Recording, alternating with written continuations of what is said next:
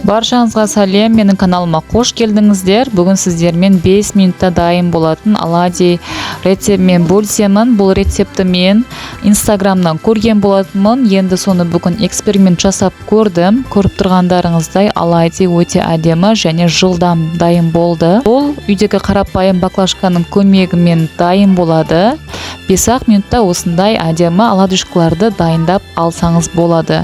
Ол үшін видеоны соңына дейін қараңыздар, сіздермен керемет рецептпен бөлісемін. Көріп тұрғандарыңыздай домалақ және ажурный осындай блинчиктер дайын болады.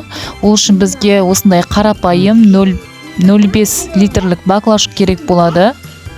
Баклажканың қақпағын тесіп алу керек болады бізге. Ол үшін мен пышақты үшкі жағын газге қыздырып алып, осылай тесік жасап аламыз. Бірақ та тесігін өте қатты үлкен тесіп жібермеңіздер. Бұл рецепттің бізге тиімді жағы ең алдымен өте қолайлы, яғни баклажкада тұрады және де ыдыстарыңыз бұлғанбайды. Ал ендеше бастайық. Бізге бір жұмыртқа керек болады. Мен барлығын осындай воронканың көмегімен салатын боламын. 1 стакан сүт немесе кефир пайдалансаңыз болады. Және де 2 осындай үлкен ас қасықпен құм шекер, яғни шекер салдым. Және де 2 үлкен ас қасықпен сұйық май саламыз.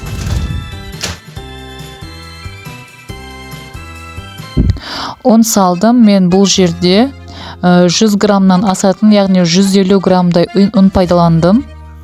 Өйткені оладьи бізде кішкене қоюлау болса жақсы болып шығады. Воронканың көмегімен ұнды салу ыңғайсыздау екен, сондықтан воронкасыз осындай қағаздан воронка жасап алдым. Жалпы негізі барлығын ыдысқа араластырып алып, одан кейін баклажкаға құйған оңай ма деп ойлап қалдым. Ал ендеше сода салдық. Кішкентай ас қасықпен жарты ас қасық сода салдым. Енді барлығын жақсылап араластырамыз.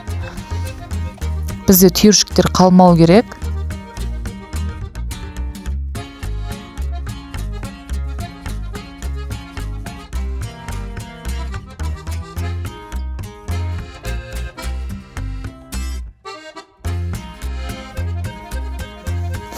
Табамызды қатты қыздырмаңыздар. Осындай орташа алауда, орташа отта пісіреміз. Көріп тұрғандарыңыздай көпіршіктер пайда бола бастады. Осы кезде біз блинчиктерімізді ана жағына айналдырамыз, арғы бетіне.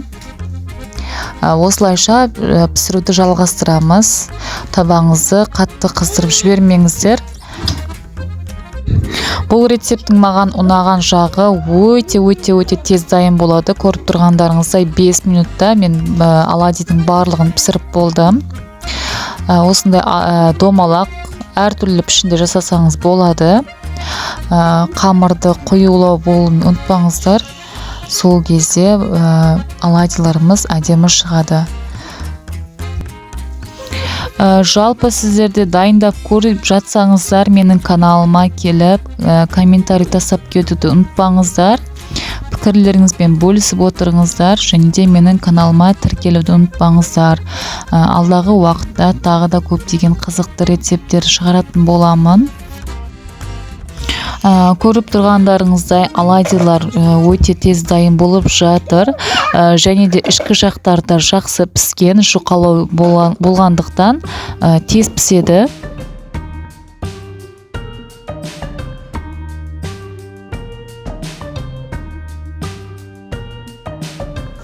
Мінекей біздің 5 минутта дайын болған оладьиларымыз. Бұл әсіресе таңғы уақытта сабаққа немесе жұмысқа асығып тұрсаңыз, осы рецептпен дайындап көріңіздер. Өте керемет шықты деп ойлаймын. Дәмі де жақсы. Менімен бірге болыңыздар. Және де каналыма тіркелуді ұмытпаңыздар.